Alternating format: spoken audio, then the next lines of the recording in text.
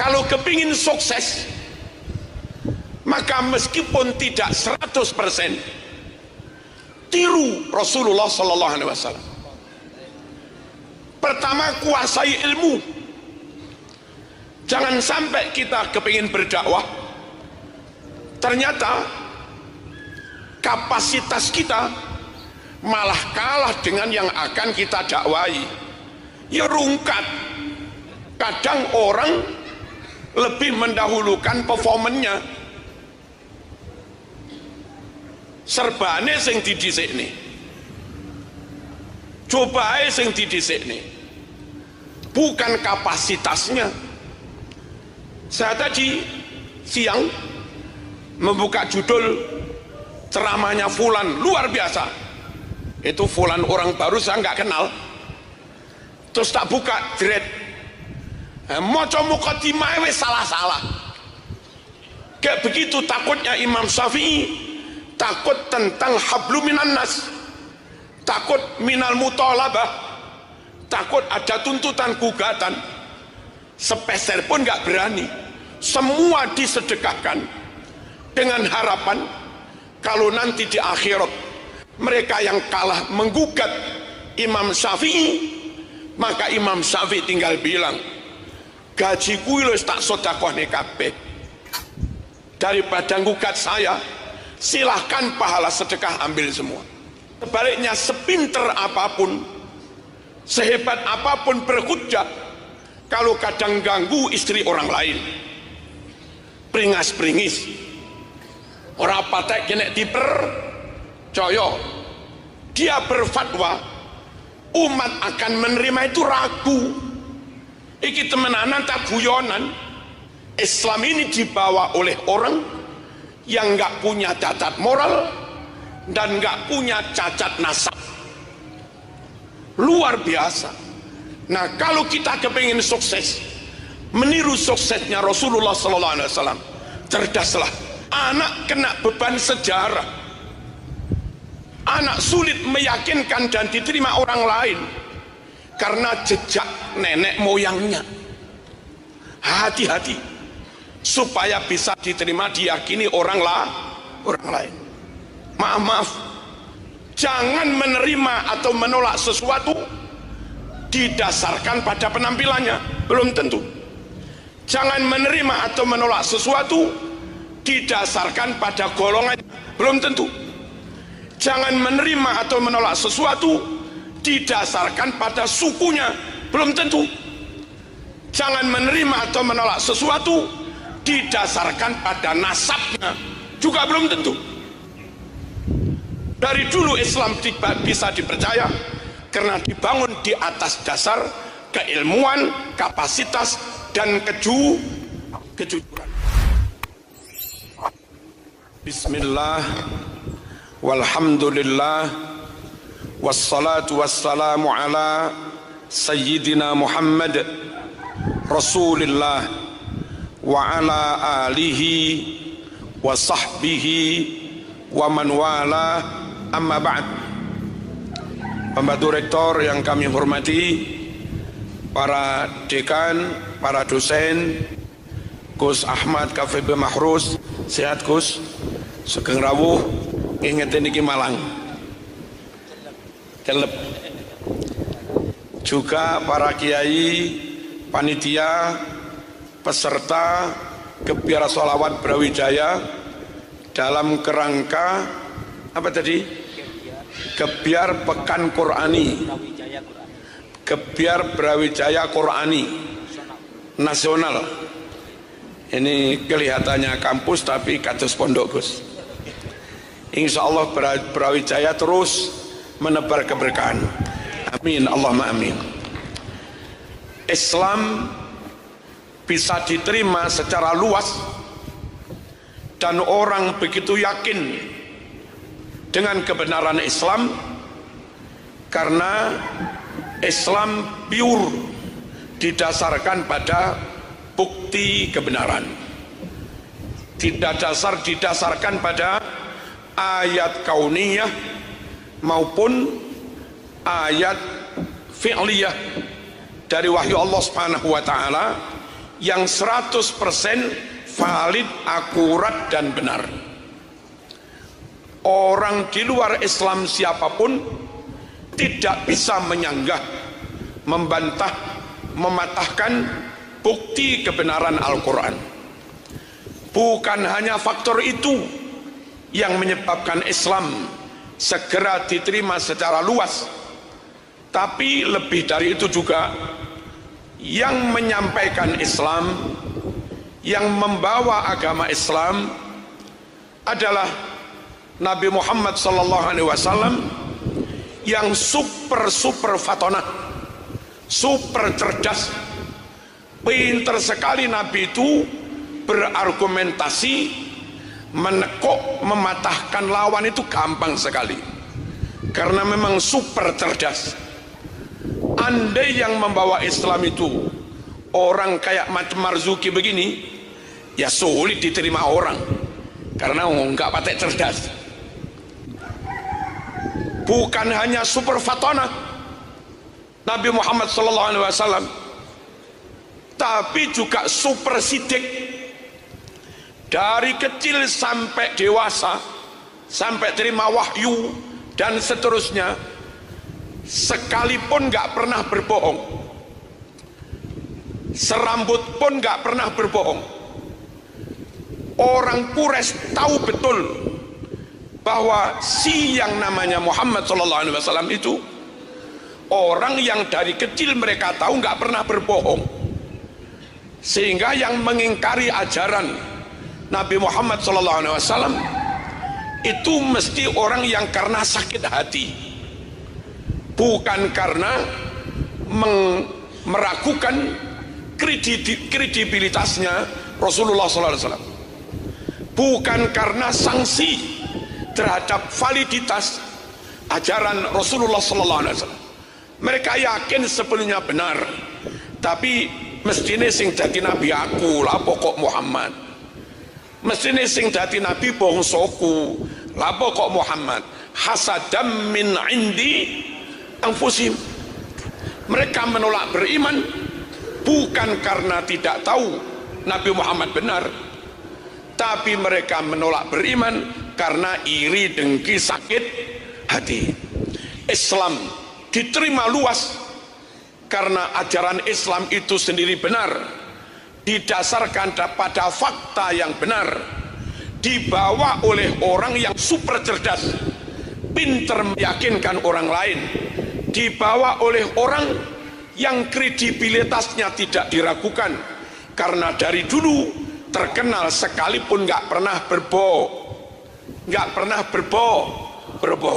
Allahumma shalli ala sayyidina Muhammad. Dan super amanah, tidak pernah cidro, tidak pernah ingkar janji, tidak pernah khianat. Diamanati apapun, amanat itu mesti diemban, dilaksanakan, disampaikan dengan sebaik-baiknya. Andai yang membawa Islam bukan Nabi Muhammad SAW, andai yang membawa Islam orang yang sesekali pernah khianat, tentu tidak mudah Islam diterima orang lain. Tapi karena yang membawa Muhammad Al-Amin, Muhammad yang full terpercaya, full amanah, maka tidak ada alasan kecuali harus menerimanya. Allahumma shalli ala sayyidina Muhammad. Dan Nabi Muhammad SAW juga punya integritas moral, mental moralnya luar biasa, performanya luar biasa, ganteng pol, apa ganteng pol ini? Fasih pol, performanya sempurna, kalau cacate blas, berbahasa Arab juga lugas, jelas, tegas, fasih. Ana afsahu man nataqa bid-dad ghaira anni min Quraisy. Orang Arab yang paling fasih itu Quraisy. Dari sekian banyak orang Quraisy yang paling fasih itu Rasulullah sallallahu alaihi wasallam. Nabi Muhammad itu sefasih-fasihnya orang Quraisy.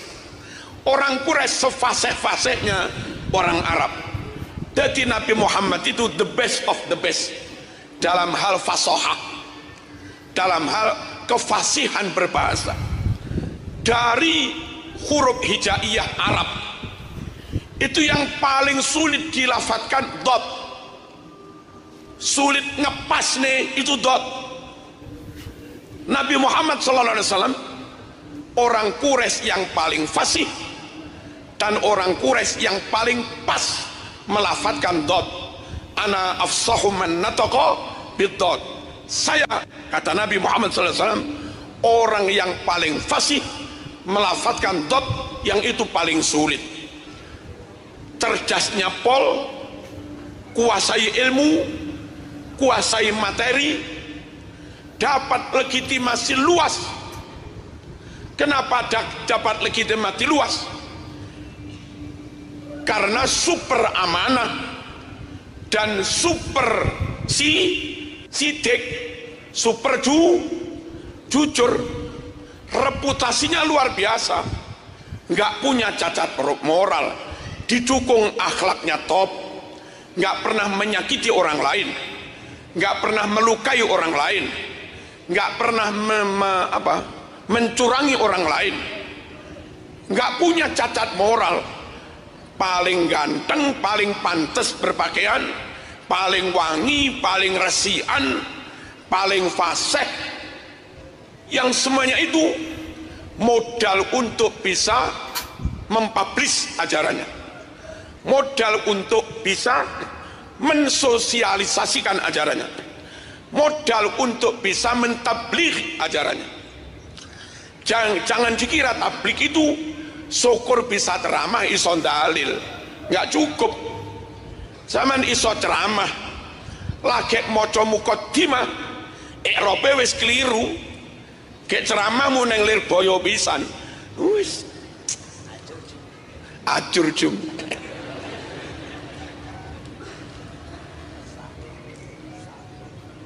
Nggak mudah tabligh itu. Tabligh itu kelihayan orang untuk meyakinkan kebenaran yang dia yakini kepada orang lain, dan itu butuh fatonah, itu butuh rekam jejak yang dari dulu nggak punya cacat moral, sehingga orang itu nggak dicurigai, dan butuh nyuwun sewu kemampuan nyata memang menguasai, plus itu tadi fasih pol, pinter pol, jelas pol, dan gak punya masalah dengan masyarakat yang mau didakwai. Itulah Nabi Muhammad sallallahu alaihi wasallam. Nah, selanjutnya kita yang santri calon kiai, kita yang bos calon pengasuh, kita yang ning calon bunyai. Siapa calon bunyai? Kata kalau kepingin sukses, maka meskipun tidak 100% tiru Rasulullah sallallahu alaihi wasallam. Pertama, kuasai ilmu. Jangan sampai kita kepingin berdakwah, ternyata kapasitas kita malah kalah dengan yang akan kita dakwai. Ya rungkat. Apa rungkat itu? Yung sebelah. Pinter itu penting, cerdas itu penting, berpikir logis itu penting, menyusun tema narasi secara sistematis itu penting, dan itu bagian dari fatona. Kadang orang lebih mendahulukan performanya, serbane sing didhisikne, cobae sing didhisikne, bukan kapasitasnya. Saya tadi siang membuka judul ceramahnya Fulan luar biasa. Itu Fulan orang baru saya nggak kenal. Terus tak buka jerit, moco mukadimah wis salah-salah. Harusnya kan menyebut tentang Nabi Muhammad SAW. Itu addal amanah. Fi'il madhi itu adda yu'addi, addal amanah. Dia menyebutnya adatal amanah. Wis enggak tepat iki. Wajahada fillah haqqa jihadi. Haqqa ini nasab maf'ul mutlak, mudhaf jihadi jar mudhaf ilaih. Dia bacanya wajahada fillah haqqa jihada. Waris serapate tepak. Ojo mengedepankan performance, jangan mementingkan penampilan dulu. Pastikan kapasitas sampean oke, tentu sesuai dengan level masing-masing. Untuk kiai level RT, jangan memaksakan diri punya kapasitas kayak kiai PBNU ya nggak harus lah. Semen cukup ranting hai. Fatona, kecerdasan penguasaan materi dan bagaimana bisa menyusun narasi materi secara sistematis, menyampaikannya secara ilmiah. Itu yang dikuasai oleh Nabi Muhammad sallallahu alaihi wasallam. Bukan hanya itu, kadang materi itu benar, kadang materi itu akurat, kadang materi itu valid, tapi ketika disampaikan oleh orang yang reputasinya diragukan, nggak legitimit, belum dipercaya luas, belum dikenal secara luas, materi itu jadinya juga bermasalah. Tidak bermasalah dari sisi what, ontologinya nggak bermasalah, oke bener. Tapi ketika yang menyampaikan orang yang tidak full jujur, ojo di stop. Ini majelis saya. Allahumma shalli ala sayyidina Muhammad. Mana tuh aku zaman? Nyun sewu. Materi oke. Tapi ketika yang menyampaikan orang yang rekam jejaknya diragukan, orang lain mau yakin juga ragu. Iku sopo yuk, iku sopo yuk. Maka rekam jejak itu penting, kredibilitas itu penting, dipercaya orang itu penting, amanah itu penting, sidik itu penting, integritas tidak mencela-mencele, lurus itu juga penting. Di kampus nggak ngerepek itu juga penting. Pastikan karya tulismu nggak ada plagiasi, itu juga penting. Pastikan nggak main perempuan, itu juga penting. Sampean pinter dalil, alumni pondok hafid Quran, tapi rekam jejakmu hancur, sulit sampean dipercaya orang lain, sulit sampean dakwahmu diterima orang lain. Orang butuh jaminan moral, orang butuh jaminan si orang yang menyampaikan itu full khasyatullah, full wedi takut kepada Allah. Makanya dalam bermadhab misalnya, ulama kita memilihkan madhab Syafi'i itu antara lain karena madhab Syafi'i itu di samping memberi jaminan kebenaran secara ilmiah, kebenaran secara dalil dan fakta, track record Imam Syafi'i sendiri juga tidak meragukan. Mengapa tidak meragukan? Contoh, saat Imam Syafi'i jadi qadhi, hakim agung di Yaman 3 tahun, itu Imam Syafi'i nggak mau makan gaji sepeser pun. Bukan Imam Syafi'i mengharamkan gaji hakim, bukan. Imam Syafi'i tahu hakim itu punya pekerjaan yang mengakibatkan orang lain sakit hati.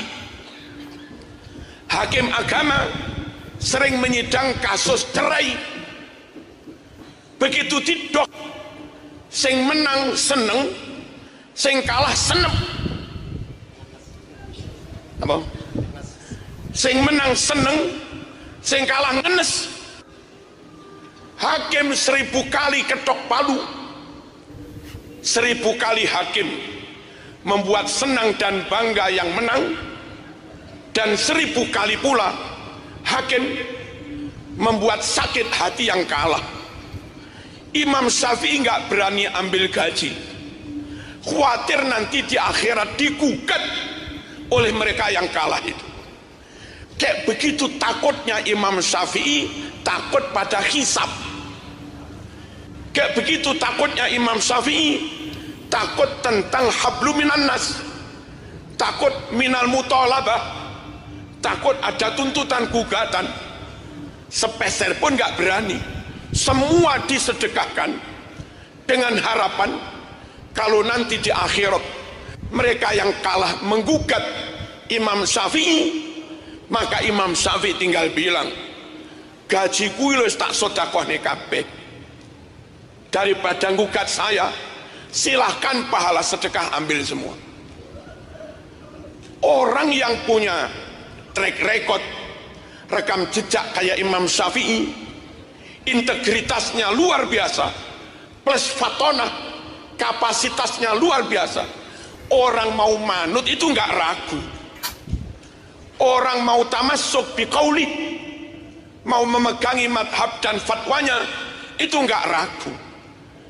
Sebaliknya, sepinter apapun, sehebat apapun berhujjah, kalau kadang ganggu istri orang lain, peringas-peringis, orang patek kena dipercaya, dia berfatwa, umat akan menerima itu ragu. Iki temenanan tak guyonan, apa cengengesan. Makanya Allah pilih Nabi Muhammad sallallahu alaihi wasallam yang super amanah dan super sidik, super jujur, plus akhlaknya, wa innaka la'ala khuluqin azim. Sungguh engkau Muhammad, akhlakmu sangat agung, luar biasa. Nah, ditambah ganteng, nggak punya cacat nasab.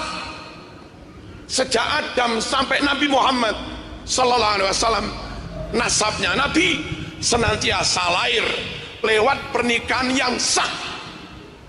Nggak ada nasabnya Nabi sampai Adam yang lahir lewat zina, nggak ada. Walam yazalillah yunaqiluni minal aslabit tahir ilal arhamiz zakiyatil fakhirah hatta akhrajani Allah min baini abawayya wa huma lam yaltaqiya ala sifahin qattu. Senantiasa sejak Adam dengan Hawa nikahnya sah, lahir anak-anak Adam sah. Nuh dengan istrinya sah, lahir Ham, Sam, Yafet, semuanya sah. Dari anak cucu Nuh yang sah sampai Ibrahim. Ibrahim nikah dengan Sarah, sah. Ibrahim nikah dengan Hajar, sah. Lahir Ismail, sah. Kelak terus sampai Bani Abdi Manaf, nikah dengan istrinya sah. Lahir Mbah Hashim, sah. Mbah Hashim sah nikahnya. Lahir Abdul Muttalib juga sah. Nikah sah. Lahir Sayyid Abdullah sah. Sayyid Abdullah dengan Siti Aminah sah. lahir Nabi Muhammad SAW juga sah.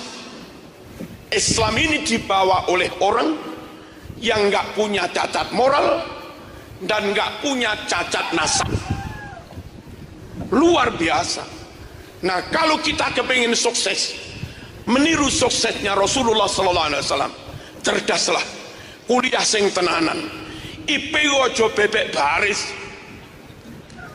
gagah kuliah Brawijaya, IP ini bebek baris.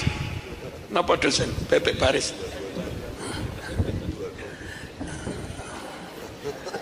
Allahumma shalli ala sayyidina Muhammad. IP itu ya minimal 3,6 3,8, kecuali lah kedokteran nggak apa-apa lah 3,2, nggak apa-apa kedokteran. Nek golongan sosial fisip, wong fisip buat 2,5 itu harus senang dia teman. Allahumma shalli ala sayyidina Muhammad. Kalau orang Kristen cerdas, Muslim harus lebih cerdas. Kalau non muslim IP-nya 3,9, upayakan you kader Islam IP-nya 4,00. Kalau perlu 4 plus. Ada apa enggak 4 plus itu? Fatona, upayakan di kelas di mana-mana jaga moral, jaga adab, jaga akhlak, jaga perilaku. Ojo sampai punya cacat moral. Mangan di kantin pastikan bayar. Kalau sampai ngentip terus terekam CCTV, nanti sama jadi dosen disetel masa lalunya. Kilo mas sampean bien, jejak digital itu kejam, sulit dihapus. Kalau sama nggak hati-hati menjaga moral, perilaku dan adab, tahu nyolong, tahu ngerebut istri orang macem-macem, tahu gendaan, tahu kena KPK, naudzubillah min dzalik. Nanti 50 tahun ke depan, buyutmu yang alim Lirboyo, hafid Quran, top, ketika akan mendirikan pondok, beberapa yang sepuh, kondo, wih sobat wih, ku putune si fulan, alah, mbien bayi lo nyolongan.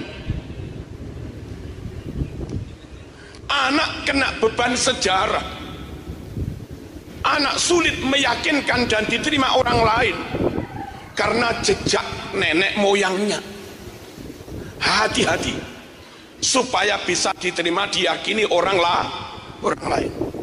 Maaf, Imam Bukhari melihat seorang perawi sekali saja berbohong, itu langsung hadisnya mardud, hadisnya langsung maudhu', dicap dengan cap hadis palsu. Kenapa? Biar orang di luar Islam tidak bisa mengkritik Islam. Islam clean, perawinya oke banget, perawi hadis lalian, doif, perawi hadis gendaan, mardud, perawi hadis tarku sholat, mungkar, perawi hadis nyun sewu, ikut aliran sesat, mardud, perawi hadis sekali berbohong, maudhu', hadisnya palsu. Islam top karena dijaga dengan integritas moral dan kapasitas keilmuan. Nah, kita sekarang juga barangkali ada ruwet-ruwet masalah apapun, memegangi sesuatu, meyakini sesuatu benar, meyakini sesuatu lebih arjah, lebih rojeh, lebih kuat, lebih unggul. Patokannya siapa yang lebih berkapasitas dan siapa yang lebih legitimate, siapa yang kapabel dan siapa yang lebih amanah, lebih kredibel. Jangan menerima atau menolak sesuatu didasarkan pada penampilannya, belum tentu. Jangan menerima atau menolak sesuatu didasarkan pada golongannya, belum tentu. Jangan menerima atau menolak sesuatu didasarkan pada sukunya, belum tentu. Jangan menerima atau menolak sesuatu didasarkan pada nasabnya, juga belum tentu. Dari dulu Islam bisa dipercaya karena dibangun di atas dasar keilmuan, kapasitas, dan kejujuran, sehingga Islam benar-benar legitim. Nah, sekali lagi, jangan mudah percaya dari orang karena penampilannya, karena golongannya, karena sukunya, atau karena nasabnya. Pegangi ucapan orang karena dua hal itu tadi. Penutup, likulli syai'in imad wa imadu hadzal din al-fiqhu. Ini di kitab Ihya. Di kitab lain ada yang wa imadu hadzal din al-ilm. Sembarang-barang itu biar kuat kokoh kudu dicagai. Jaga untuk mengokohkan bangunan Islam itu ilmu. Di barat dulu ada Ibnu Rushd, ada Al-Farabi, ada Al-Jabir, ada Ibnu Sina, dan yang lain-lain. Ilmuwan top-top, banyak orang barat masuk Islam. Di Persia ada Ghazali, menguasai banyak hal, banyak mereka masuk Islam. Dan sekarang misalnya di Amerika ada Prof. Rashad Khalifah yang menemukan rumus Bismillah 19 huruf, Quran diawali angka 19 huruf. Ternyata angka 19 angka kunci untuk membuktikan kebenaran Quran. Akhirnya banyak orang Amerika masuk Islam. Di London 500 gereja kosong dijual dan sekarang pada jadi masjid. Itu barokahnya ilmu, kapasitas, dan kredibilitas. Ilmu, fatonah, sidik, dan amanah. Ini yang kami sampaikan. Semoga ada manfaatnya. Sekali lagi, tidak ada diskriminasi dalam Islam, tidak ada perbedaan kulit di dalam Islam. Yang ada adalah berpacu di dalam kebaikan dan kemampuan. Walikulli wijhatun huwa muwalliha fastabiqul khairat wa fi dzalika falyatanafasil mutanafisun. Inna akramakum indallahi atqakum paling takwa. Itu gabungan dari ilmu dan nyuwun sewu, dari ilmu dan akhlak, ilmu dan hati yang bersih. Hati yang bersih, niatmu hanya untuk Allah. Dengan ilmu yang benar, amalmu, takwamu benar menurut syariat. Tanpa ilmu nggak ada jaminan sholatmu benar. Tanpa akhlak, tanpa hati yang bersih, bisa jadi kelihatan ngajar, tapi sedang menseleksi mana murid yang paling cantik. Ayah. Nah, akhlak oke, niat oke, hati oke, amal didasarkan ilmu oke, itulah namanya taqwallah. Inna akramakum indallahi atqakum. Saya kira demikian. Langsung mawon Gus. Mboten usah MC, langsung mawon. Wassalamualaikum warahmatullahi wabarakatuh.